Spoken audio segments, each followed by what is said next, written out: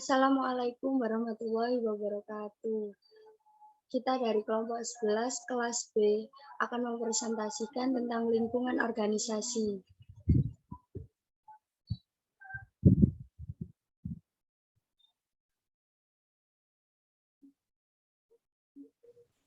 Perkenalkan, nama saya Dani Arta Nugraha dari NPM 3039. Perkenalkan, nama saya Rizita Fitrang, NPM 340. Perkenalkan, nama saya Noris Angelina, NPM 341. Perkenalkan, nama saya Nurul Laili Sofi dari NPM 342. Lingkungan eksternal mikro. Lingkungan eksternal mikro adalah lingkungan yang mempunyai pengaruh terhadap kegiatan manajemen secara langsung. Faktor-faktor lingkungan eksternal mikro antara lain para pesaing. Seperti lingkungan persaingan perusahaan tercermin dari tipe, jumlah, dan norma-norma perilaku organisasi pesaing. Kedua adalah langganan, seperti strategi kebijakan dan taktik pemasaran perusahaan sangat tergantung situasi pasar dan langganan. 3. Pasar tenaga kerja. Organisasi memerlukan sejumlah karyawan dengan berbagai macam keterampilan, kemampuan, dan pengalaman atau kemampuan menarik. Yang keempat adalah lembaga keuangan adalah organisasi tergantung pada berbagai macam lembaga keuangan untuk memperluas kegiatan-kegiatannya. 5. Para penyedia seperti organisasi sangat tergantung pada sumber daya untuk memenuhi kebutuhan baku atau mentah, bahan pembantu, pelayanan energi, dan peralatan yang digunakan untuk produksi. Yang keenam ada perwakilan pemerintah, seperti hubungan organisasi dengan perwakilan pemerintah berkembang semakin kompleks.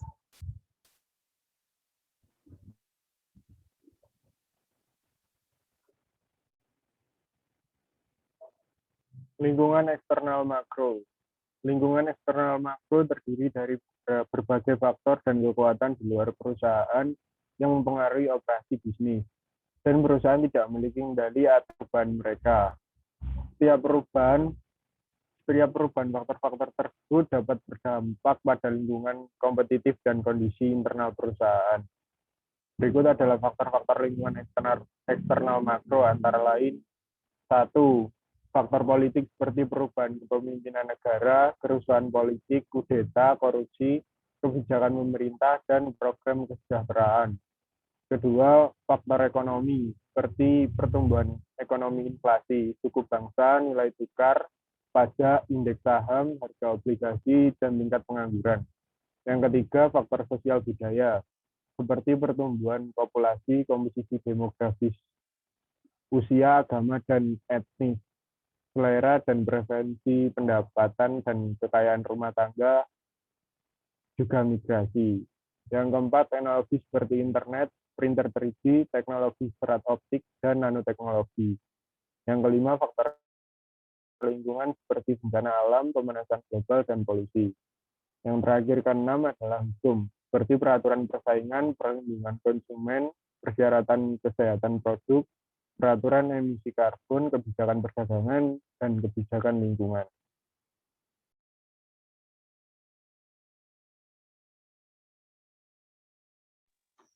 Hubungan organisasi dan lingkungan. Organisasi dapat diartikan sebagai sekelompok orang yang bekerja sama dalam struktur dan koordinasi tertentu dalam rangka mencapai suatu tujuan dan target tertentu. Organisasi dapat dibedakan menjadi dua, yaitu organisasi profit dan non-profit. Profit adalah suatu organisasi yang didirikan dengan tujuan untuk mendapatkan laba, sedangkan yang non-profit yaitu suatu organisasi yang didirikan dengan tujuan untuk tidak mendapatkan laba. Next.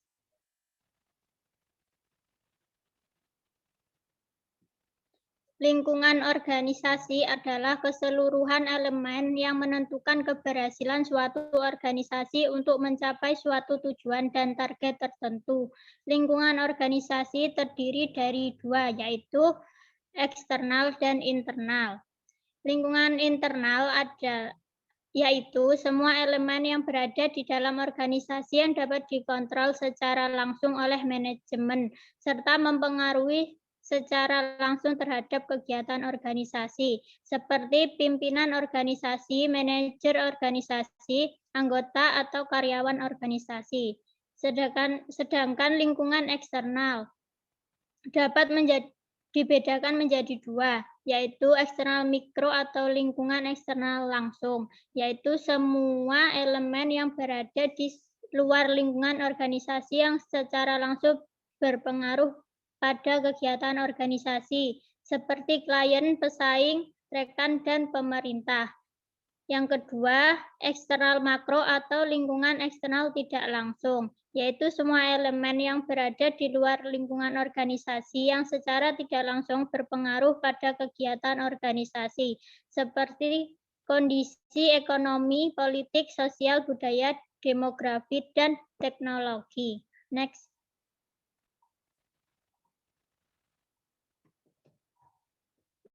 Hubungan antara organisasi dengan lingkungan organisasi. Terdapat hubungan yang erat antara organisasi dengan lingkungan organisasi.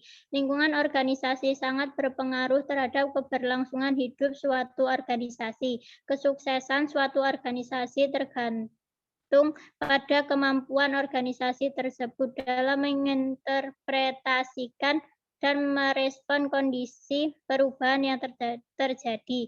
Lingkungan organisasi. Adanya hubungan antara organisasi dengan lingkungan organisasi akan menghasilkan organisasi sebagai sebuah sistem, di mana sistem lingkungan organisasi dipengaruhi oleh sub-sistem yang terdiri dari lingkungan internal dan lingkungan eksternal. Yang keduanya akan sangat berhubungan. Sistem organisasi yang terbentuk dapat berupa organisasi sistem tertutup dan terbuka. Organisasi sistem tertutup yaitu suatu organisasi yang membatasi diri dari interaksi dengan lingkungan di luar organisasi, yang berarti cenderung mengambil peran yang menjauh dari lingkungan luar. Sedangkan organisasi sistem terbuka yaitu suatu organisasi yang memiliki tingkat interaksi yang tinggi terhadap lingkungan di luar organisasi.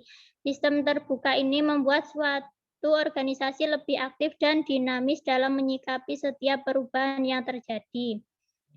Sebuah organisasi yang efektif pada suatu lingkungan tentu efektif pada lingkungan organisasi lain yang berbeda. Perubahan-perubahan yang terjadi pada lingkungan organisasi sangat dinamis dan kadang-kadang pengaruhnya terhadap organisasi tidak dapat diperkirakan terlebih dahulu. Karena suatu organisasi dituntut untuk bersikap tanggap dan adaptif, serta selalu mengikuti dan menyesuaikan diri dengan keadaan yang terjadi pada lingkungan organisasi. Next.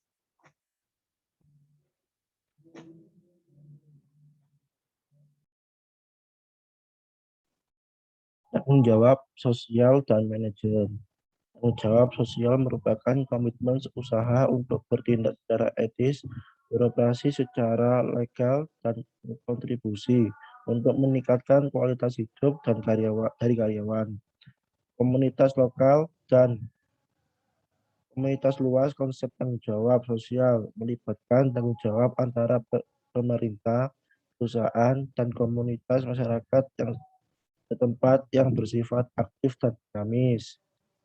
Aktivitas tanggung jawab sosial juga menjadi aktivitas penting bagi setiap perusahaan dalam menjalani suatu bisnis. Tanggung jawab sosial merupakan cara membangun kekuatan bisnis, di mana membutuhkan keseimbangan kesehatan ekonomi, pasar, dan komunitas.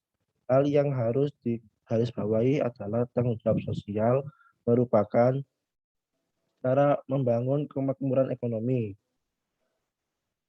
Perseroan mengadopsi konsep piramida Carroll yang terdiri atas 4 lapisan tanggung jawab.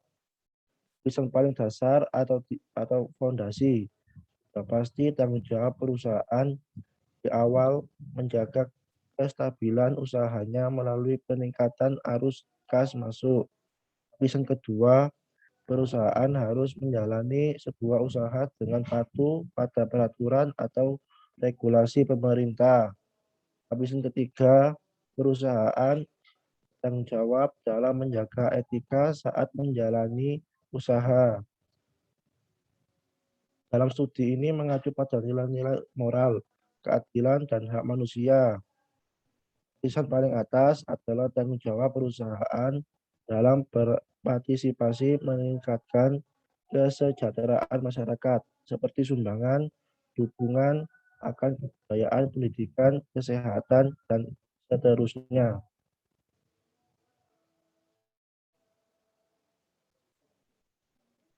Lima fungsi manajer. 1. Perencanaan. Seorang manajer bersama jajaran di organisasi merencanakan bagaimana setiap divisi akan bekerja untuk mengembangkan perusahaan dan mencapai tujuan. 2. Pengaturan. Tugas manajer selanjutnya adalah mengatur dan mengelola tim agar jalan dengan tujuan organisasi. Yang ketiga, pengawasan. Manajer punya wewenang untuk mengawasi dan mengendalikan tim untuk memastikan agar proses berjalan sesuai rencana.